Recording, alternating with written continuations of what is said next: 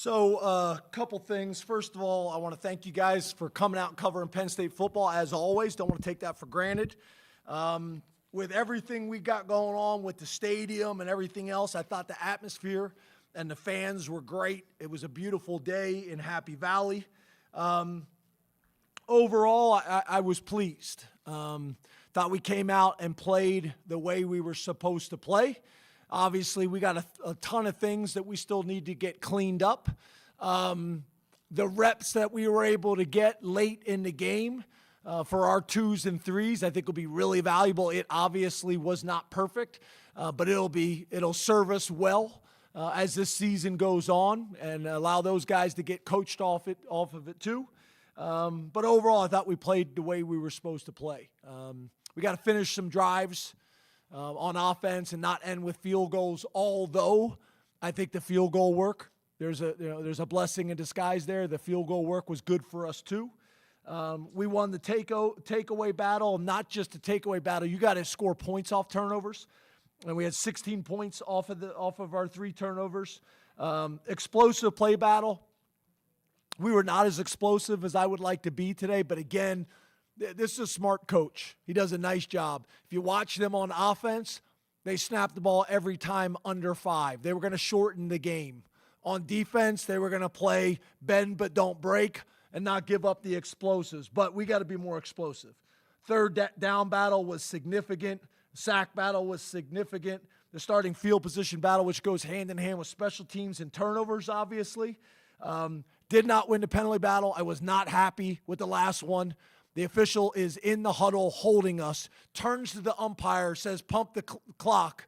He doesn't do it, then throws a flag on us. Then I go and address it, and the same thing. He's behind him going, I tried to tell him. So wasn't happy about that. Middle 8 was great. Loved how we saved all of our timeouts. You see a ton of sloppy football early in the season. I didn't see any of that. We didn't have stupid penalties. We didn't put the ball on the ground. We didn't turn it over. We didn't burn timeouts.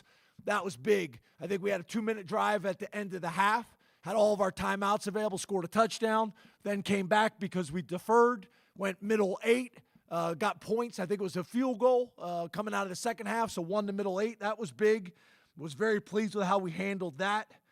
Had our first takeaway on a defensive possession to start the season since 1994. Awesome. 10 drives, 9 resulting in a score. Denied Dennis Sutton.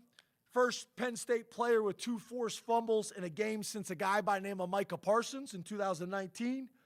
And then with 2 touchdowns, Nick Singleton now has 43 career touchdowns, passing a guy for the real Penn State fans out there, Lydell Mitchell, who was a legend here, for second all-time in Penn State total touchdowns. So, ton of cool stuff.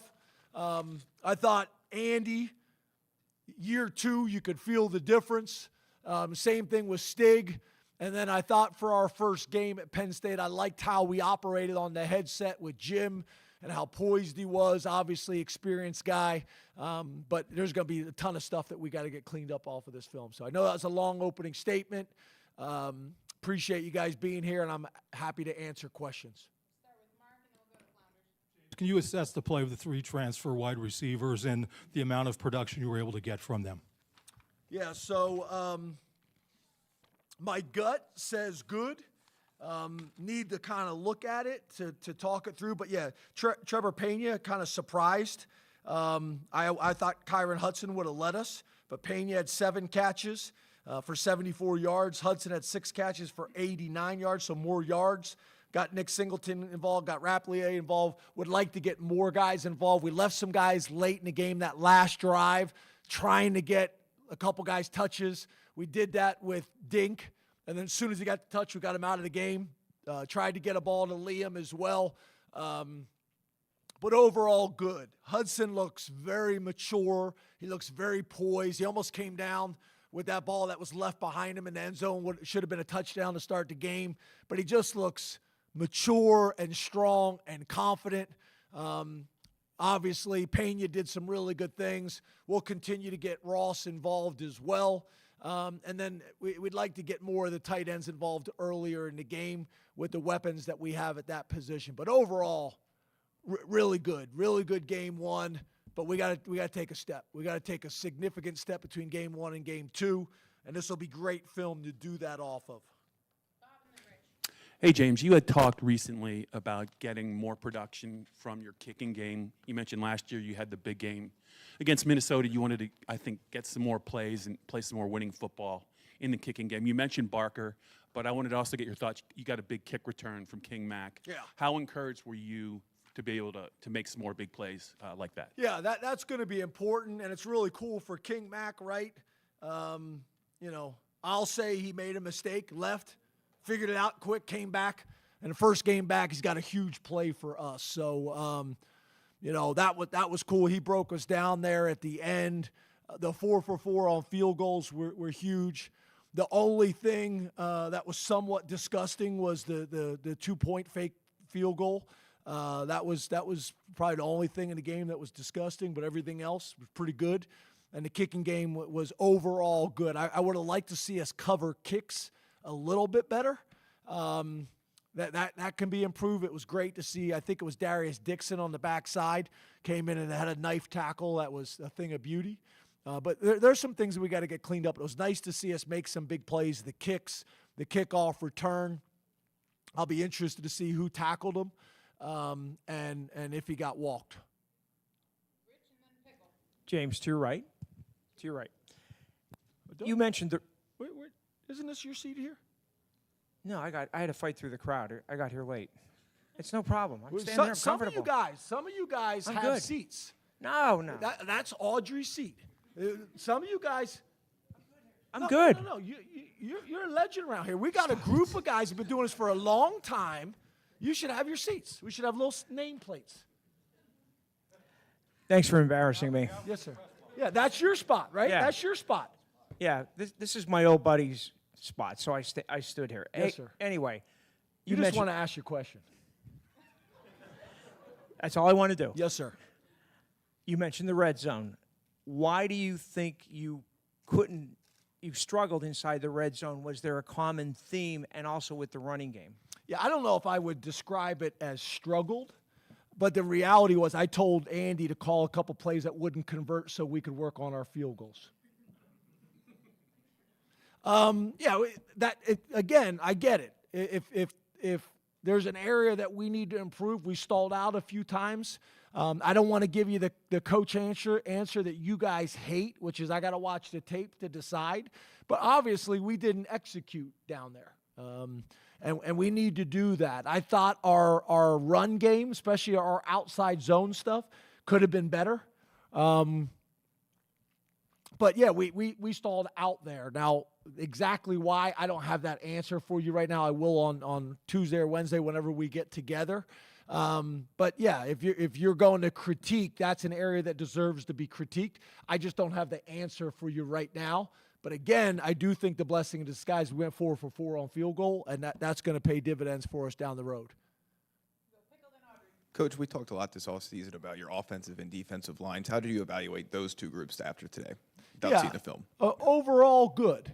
Overall good. Their quarterback made some plays with his legs to extend some drives, some design quarterback draws and things like that. We played a ton of guys, so there's value in that for us. Offensive line, again, played a ton of zone, played a ton of, trying to get an extra hat in the box.